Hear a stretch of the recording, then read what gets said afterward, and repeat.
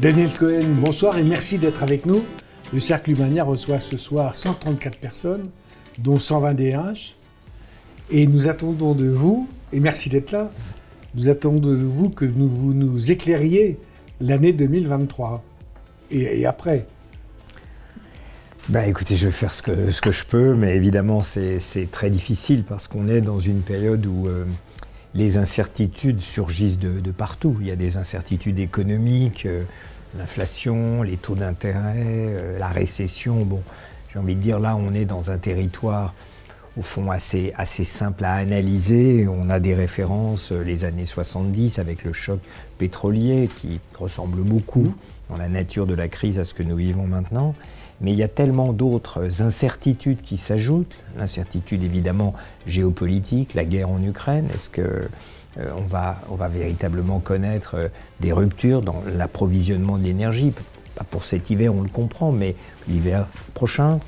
La Chine qui sort d'une crise tumultueuse. Est-ce qu'elle va retrouver au fond le chemin de la croissance? Ça aura beaucoup d'implications pour tout le monde. Les États-Unis qui ont une crise spécifique, ce qu'on a appelé la grande démission, où on voit bien que les marchés du travail, les différents marchés du travail aux États-Unis, mais c'est vrai aussi chez nous, ne fonctionnent plus comme avant. Bref, on a tellement de paramètres à gérer que c'est très très difficile de faire un pronostic, mais au moins peut-on essayer de hiérarchiser un peu tous ces facteurs. Et vous pensez que ces incertitudes génèrent de la résignation ou de la révolte?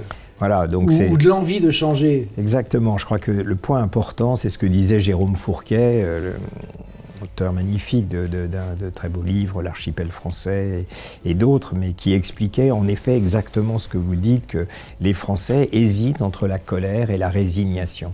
On a ces deux sentiments, alors parfois pour des groupes sociaux différents, mais souvent dans une même personne.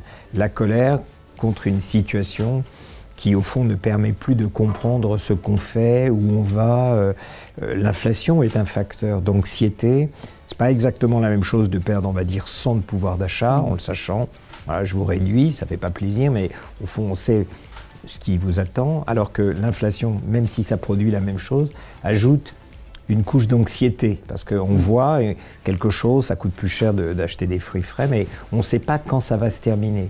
Donc tout ça génère de la colère de ne pas être en contrôle de sa vie, de ne pas avoir des éléments. Et puis de la résignation, parce qu'en effet, l'avalanche de toutes ces crises fait qu'on n'arrive même pas à les hiérarchiser soi-même dans sa propre vie. Et donc il y a une espèce de laisser-aller, de démotivation. C'est ce que disait aussi Jérôme Fourquet. Une grande partie de Français, 35-40%, dans ces statistiques qui sont démotivés, qui n'arrivent plus à trouver le jus pour repartir le matin à la charge. Parce qu'en fait, notre vie est entre nos mains, donc on peut aussi réagir par rapport à ces situations qui nous sont exogènes. Alors, notre vie est entre nos mains, oui, jusqu'à un certain point. Si vous avez un choc macroéconomique majeur qui fait que tout d'un coup, votre usine, votre entreprise doit fermer, au fond, quel est votre degré de liberté?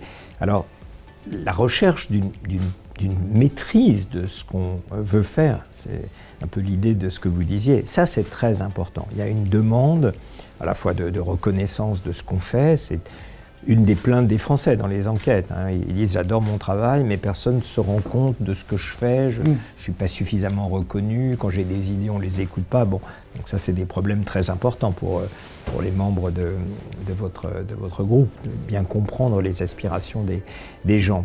Et cette recherche de maîtrise prend des formes qui peuvent être bonnes et contre-productives. Donc l'exemple évidemment très important qui vient à l'esprit, c'est le télétravail. C'est la grande rupture qu'a apporté de manière tout à fait imprévue le Covid. On a découvert qu'on pouvait télétravailler. Il y a 2 ans, en 2019, personne n'aurait imaginé qu'une telle exigence sociale puisse se faire jour avec des technologies qu'on connaissait déjà il y a 3 ans. Il n'y a pas eu une rupture technologique. Enfin, les Zoom, les Teams se sont évidemment développés, mais il y avait déjà Skype. Enfin, il y avait beaucoup de choses qui permettaient en réalité de le faire. Mais on n'avait pas l'idée que ça puisse devenir un instrument de travail. Et ça l'est devenu avec le Covid, et c'est devenu une revendication très importante pour beaucoup de gens. Et les entreprises qui ne sont pas capables, parce que c'est des métiers de rencontre physique, de proposer du télétravail, ont du mal à recruter. Il y a des tensions de ce côté-là. Mais le télétravail, c'est un médicament et un poison à la fin. C'est un médicament parce que, oui, vous savez que vous êtes chez vous, on contrôle, bon, très bien. Et puis c'est un poison parce que le rapport au collectif, à vos collègues, j'ai pas besoin de vous le dire, hein, évidemment, se détache. Et on est dans cette ambivalence, dans cette incertitude sur l'effet net qui va s'imposer dans les 2-3 prochaines années.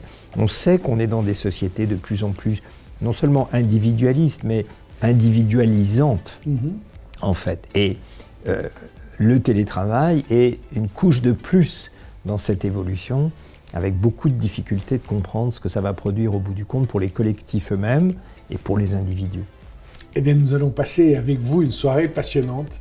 Merci encore. Merci beaucoup. À bientôt. Merci. À tout à l'heure. À tout de suite. Oui.